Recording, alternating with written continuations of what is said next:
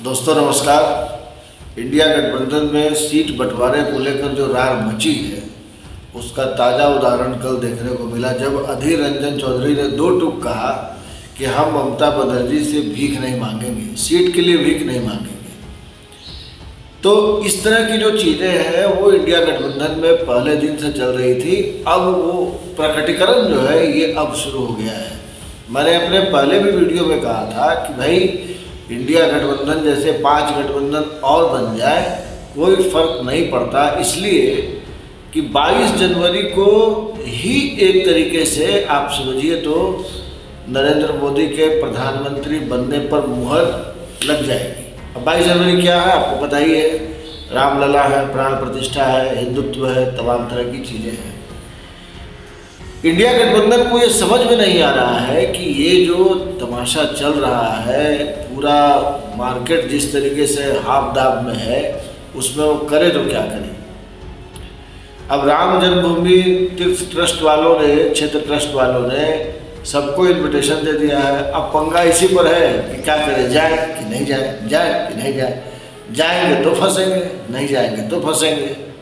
तो मतलब देखिए, आप एक विश्लेषक के नज़रिए से देखें जिसको थोड़ी सी पॉलिटिक्स की समझ हो, उसको पता है कि 2024 में सरकार किसकी बननी है। उसे ये भी पता है कि ऑलमोस्ट कितनी सीटें आनी है। 414 का टारगेट तो है, हो सकता है वो थोड़ा आगे थोड़ा पीछे रह जाए, पर ये बिना मतलब की कवायद है कि आप सीटों को लेकर के उसको घेरने की कोशिश करेंगे और तमाम तरह की आंकड़ेबाजी कि 200 सीटों पर कांग्रेस और बीजेपी में डायरेक्ट फाइट है। भैया कहीं कोई फाइट हो कोई फर्क नहीं पड़ता। फाइट दरअसल है ही नहीं। फाइट सिर्फ इस बात की है कि पिछले बार 303 था, 303 बीजेपी को, इस बार कितनी है, लड़ाई इसी की है। और ये कांग्रेस की या विरोधी दलों की लड़ाई नहीं है, ये लड़ाई भाजपा की भाजपा से है। तो भाजपा की भाजपा से जब लड़ाई है और अमित शाह ने 414 का टारगेट दिया है तो उसको लेकर के कॉन्शियस होना चाहिए। बाकी देखिए कि आप कहाँ बाएं दाएं आपको कुछ मिल जाता है, उसको लेकर के आप संतोष कीजिए।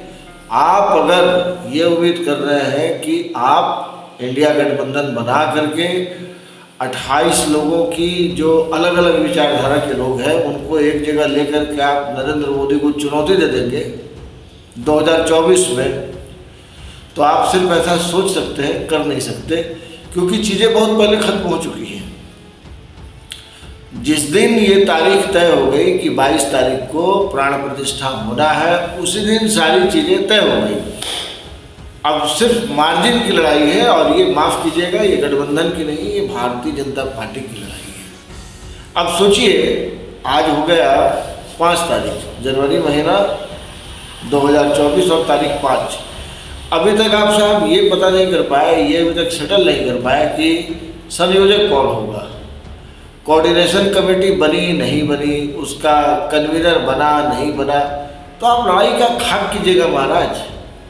कांग्रेस के जितने नेता हैं, जितनी मुंह उतनी बातें। तृणमूल कांग्रेस भी उसी अंदाज में है।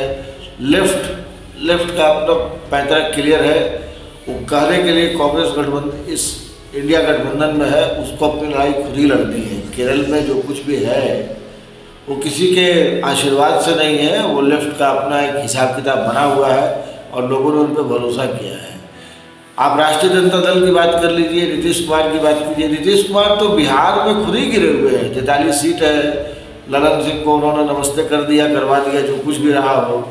ललन सिंह भीतरघात नहीं करेंगे ये आप गारंटी थोड़े कर सकते हैं ना, कुछ भी कर सकते हैं 11th आवर। देखिए, सत्ता बड़ी जालिम चीज़ है, सत्ता कुछ भी करवा सकती है। और अभी जो बिहार की स्थिति है, बिहार की स्थिति में तो आप कोई भविष्यवाणी कर ही नहीं सकते कि कल क्या होने वाला है और नहीं होने वाला है। तो कुल मिलाकर के जो काऊ बेल्ट है, काऊ बेल्ट में इंडिया गठबंधन वैसे भी कमज़ोर था। अब एक से एक पाजी किस्म के लोगों को आपने रखा हुआ है जो आए बाएँ चाहे कुछ भी बोल देते हैं। मुकाबला उत्तर प्रदेश में अगर कोई कर सकता है तो वो है समाजवादी पार्टी। अब समाजवादी पार्टी से भी और बीएसपी और तमाम, बीएसपी तो खैर अभी आई भी नहीं है, अब कांग्रेस इनसे 50 सीटें मांग रही है। मतलब हिंदी बेल्ट में 50 सीटों की डिमांड की जा रही है। यहाँ यूपी में 80 में इनको 15 से 20 सीट चाहिए। सब जगह जमानत जब्त हो रहा है। जिस कांग्रेस को 4.5 से 5% वोट शेयर मिलता है उत्तर प्रदेश में, वो इतनी सीटें मांग रही है। करेगी क्या? जियान करने के लिए। तो कहता है कि जितना खाओ उतना ही लो। खाना है 5 रोटी है, ले लिए 15 रोटी, तो 10 रोटी तो जियाने ना होता है। हैसियत एक भी बचाने की नहीं है।